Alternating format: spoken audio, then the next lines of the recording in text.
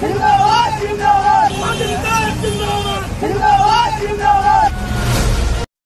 कश्मीर को लेके पाकिस्तान के साथ रोज झगड़ा होता है। हाँ, ये तो है। तो सर, कश्मीर का नाम श्री राम रख दे। उससे क्या होगा? फिर पाकिस्तान ये नहीं कहेगा कि श्री राम हमारे हैं।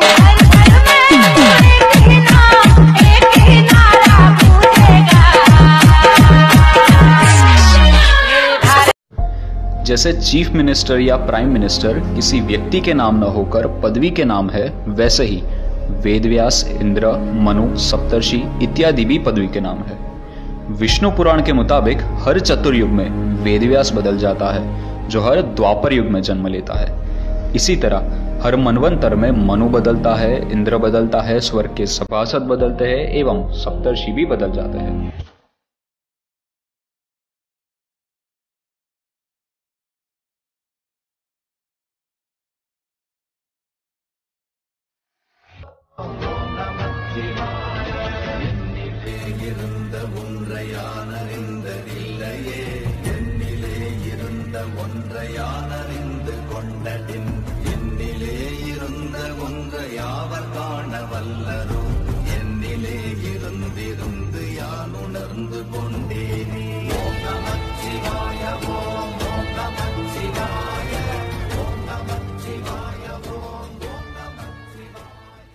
जय श्री राम मेरे प्यारे मित्रों, भाइयों और बहनों।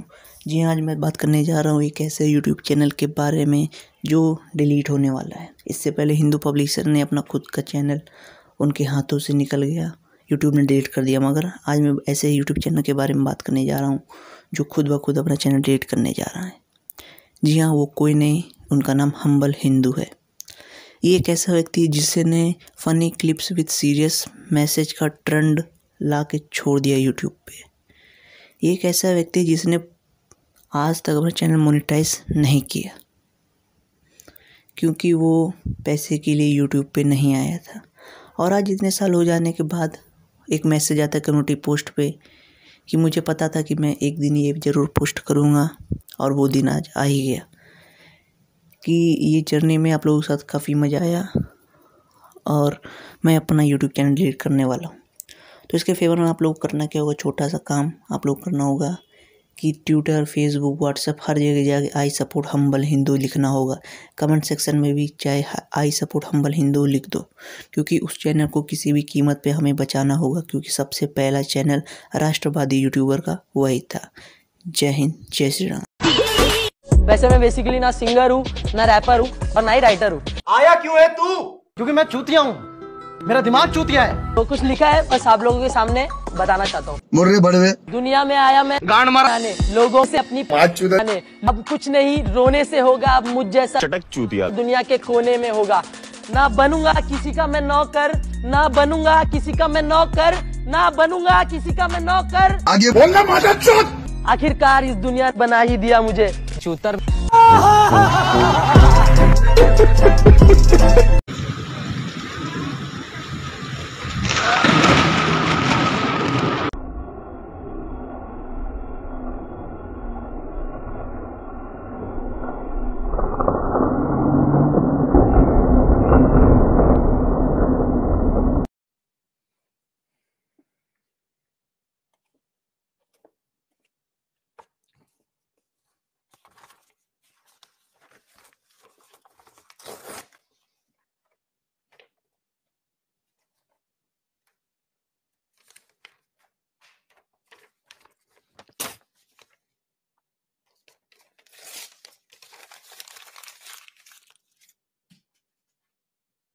हमारे देश में कोई जैन, बौद्ध, ईसाई इस सब से कोई दिक्कत नहीं होता। एक इंटरनेशनल सर्वे में बताया गया था, मेनली भारत में तो सबसे बड़ी मेजॉरिटी हिंदू है, सेकंड मेजॉरिटी मुस्लिम है। तो इसमें क्या हुआ था, एक सर्वे में बताया गया था कि 91% हिंदू लोग का ये बिलीव है कि कोई भी दिक्कत नहीं है हिंदू मुस्लिम का यहाँ पर, और 89% मुसलमानों का भी कहना है कि कोई भी दिक्कत नहीं है यहाँ पर। जो रियलिटी है यहाँ पे कोई दिक्कत नहीं है, दो चार तो नेतागिरी के चक्कर में इधर उधर हो जाता है।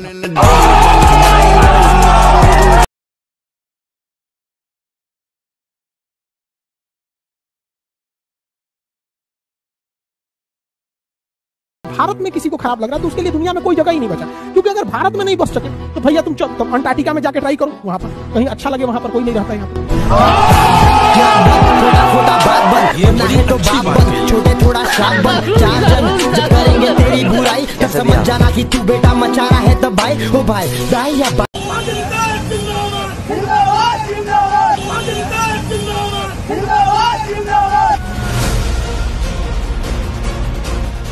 आखिरकार समाजवादियों के भेष में छिपे बैठे गद्दारों का पाकिस्तान प्रेम सामने आ ही गया, जब आगरा में बवाल कर रहे लाल टोपी गैंग के गद्दारों ने देश विरोधी पाकिस्तान जिंदाबाद के नारे लगा दिए।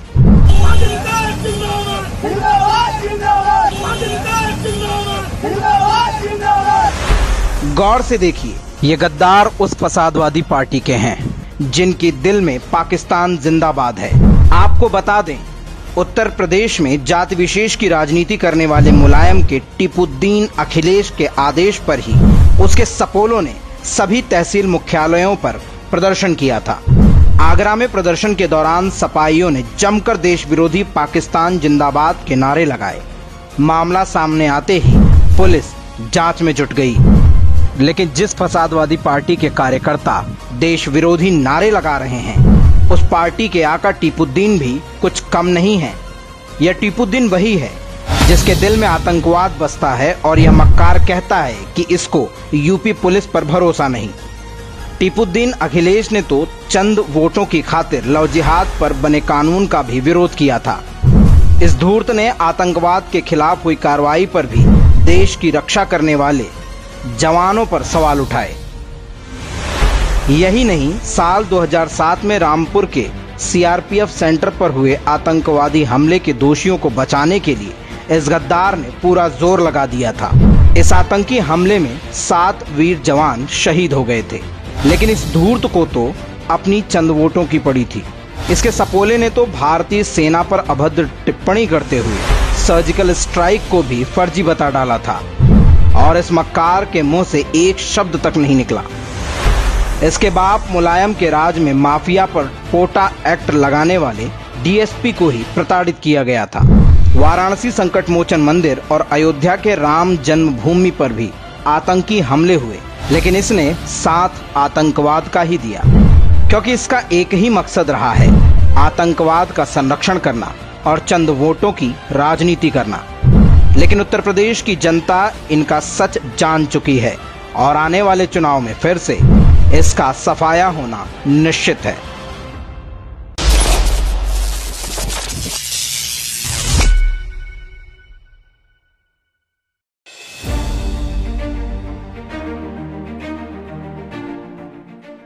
राहुल गांधी ट्विटर पर रोजाना किसी न किसी मुद्दे पर मोदी सरकार पर हमला बोल देते हैं।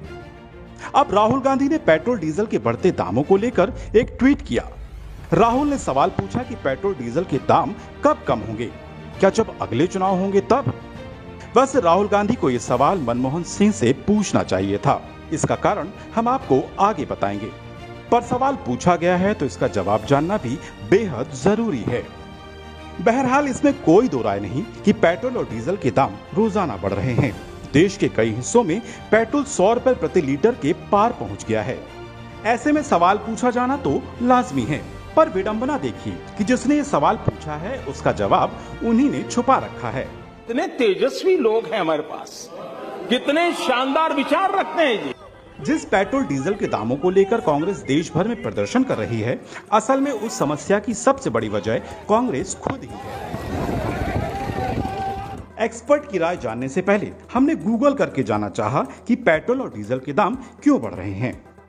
देखा तो कई तथ्य सामने आए। उनमें से एक सबसे महत्वपूर्ण चीज जिसे कांग्रेस कभी नहीं बताती, वो है ऑयल बॉन्ड्स।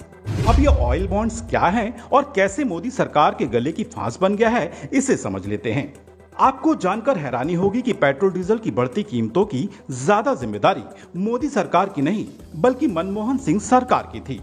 दरअसल पूर्व में कच्चे तेल के महंगा होने पर उसका पूरा बोझ आम जनता पर नहीं डाला जाता था, बल्कि सब्सिडी की व्यवस्था होती थी, और इस सब्सिडी की राशि के बदले तेल कंपनियों को ऑयल बॉन्ड्स जारी किए जाते थे। इन बॉन्ड्स का मैच्योरिटी पीरियड 10 से 20 वर्ष का होता था। सरल भाषा में बताएं तो उस समय की यूपीए सरकार ने तेल कंपनियों को कहा कि हम आपको सब्सिडी नहीं दे सकते, लेकिन फिर भी आप तेल की कीमतें मत बढ़ाओ।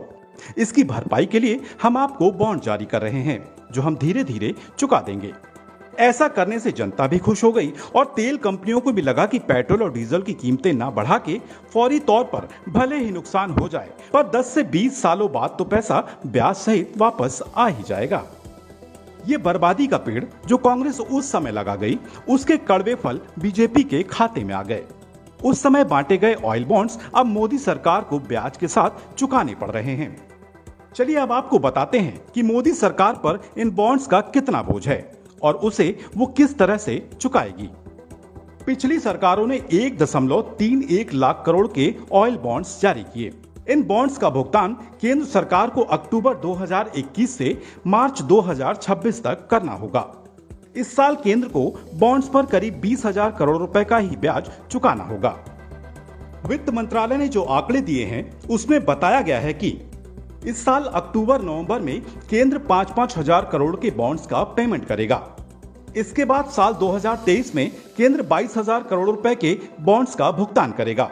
साल 2024 में 40,000 करोड़ के बॉन्ड्स का पेमेंट करेगा और साल 2026 में 37,000 करोड़ के बॉन्ड्स की केंद्र अदायगी करेगा।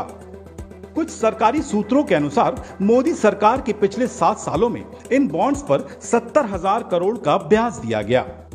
अगर हम पीछे थोड़ा सा जाकर के देखते हैं तो जुलाई 2010 में डॉक्टर मनमोहन सिंह सरकार ने पेट्रोल और डीजल दोनों को डीकंट्रोल कर दिया था। हालांकि पेट्रोल उसी समय उसका जो लागू हो गया, पेट्रोल डीकंट्रोल कर दिया गया, लेकिन जो उसका क्रियान्वयन है वो डीजल का वो 2014 में जाके हुआ है, जब एनडीए सरकार सत्ता में आई।